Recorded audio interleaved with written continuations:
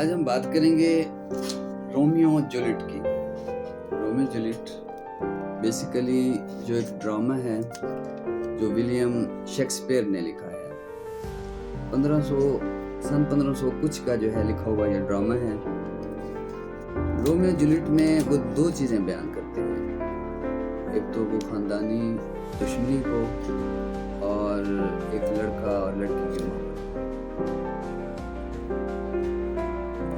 इन दो ख़ानदान में एक रोमियो है जो कि 16 साल का 17 साल का लड़का है, और इनके अपोजिट जो ख़ानदान है उसमें जूलियट एक लड़की है, 14-15 साल की वो लड़की है। इस फैमिली की एक रस्म है जो कि सालाना एक फंक्शन किया जाता था जिसमें सब लोग, औरतें मर्द मास्क लगाकर एक दूसरे के साथ जो है डांस किया करते थे। इस फंक्शन की लिस्ट तैयार की गई। अब ये जूलियट के घर में ये फंक्शन किया जा रहा है, तो उनके नौकर के पास ये लिस्ट है और ये लिस्ट जो है रोमियो के हाथ लग जाती है। तो उसमें उस लड़की का भी नाम है जिससे वो बहुत ज़्यादा मोहब्बत करता है। अभी तक उसने जूलियट को जो है नहीं पहचाना, जूलियट से उसकी मुलाकात नहीं हुई। वो लिस्ट रोमियो के हाथ लग जाती है, तो उस लिस्ट में उस लड़की का भी नाम है जिससे रोमियो मोहब्बत करता है, मुलाकात करता है। इसलिए वो भी जो है फंक्शन की तैयारी शुरू कर देता है। फंक्शन में रोमियो जो है जूलियट को देखता है और जूलियट से रोमियो और जूलियट की मुलाकात होती है। एक दूसरे के साथ जो है वो डांस करते हैं और शायरी में बहुत सारी गपशप करते हैं, और इसी मुलाकात में दोबारा मिलने की जगह और वक्त भी इसमें जो है तय कर लेते हैं। मुलाकातें होने लगती हैं रोमियो और जूलियट की। तो एक मुलाकात में जूलियट का कज़न जो है वहाँ पर पहुँच जाता है, जिस पर उनकी लड़ाई होती है और रोमियो से उसका कत्ल हो जाता है। तो इस कत्ल की बुनियाद पर उसे सज़ा दी जाती है कि उसे शहर से दूर कहीं भेज दिया जाए, इस शहर में वापस ना आने दिया जाए। तो जब वो रोमियो चला जाता है तो जूलियट तय करती है कि अब मुझे मर जाना चाहिए, कि रोमियो के बगैर जो है मेरी ज़िंदगी अधूरी है, मैं नहीं जी पाऊंगी, तो मुझे मर जाना चाहिए।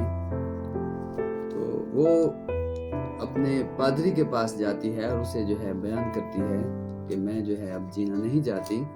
तो उसे वो पादरी को कहता है, और जूलियट के घर वाले जूलियट की शादी तय कर देते हैं।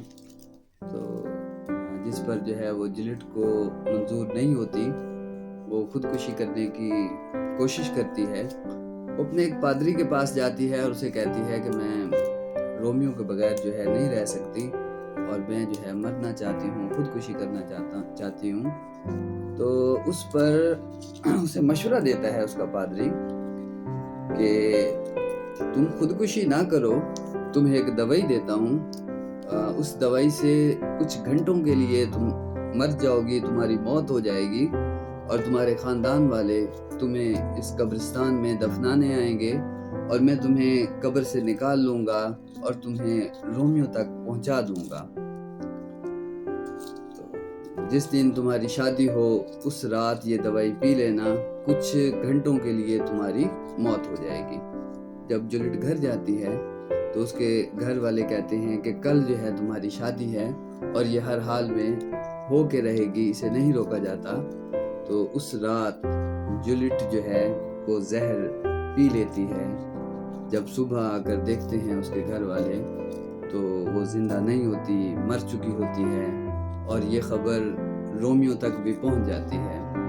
रोमियो भी तय कर लेता है कि अब मेरा भी जीने का जो है कोई मकसद नहीं है, अब मुझे भी जो है मर जाना चाहिए। तो वो जाकर कहीं से जहर खरीदता है। फिर वो सोचता है कि मरने से पहले क्यों ना एक दफ़ा जूलियट को देख लेना चाहिए। तो वो زہر لے کر جولیٹ کے قبرستان میں آتا ہے اور وہاں پر اسے قبر سے نکالنے لگ جاتا ہے۔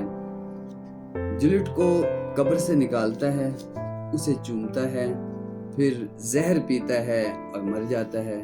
وعدے کے تحت پادری بھی اس قبرستان میں پہنچتا ہے، جو آ کر دیکھتا ہے کہ قبر سے جولیٹ کو نکالا گیا ہے اور رومیو نے زہر پی کر اپنی جان دے دی ہے۔ تو جب جولیٹ کو ہوش آتا ہے، وہ دیکھتی ہے کہ اس کی یاد میں رومیو جو ہے مر چکا ہے، تو وہ بھی کہتی ہے کہ اب میرا جینے کا کوئی فائدہ نہیں ہے۔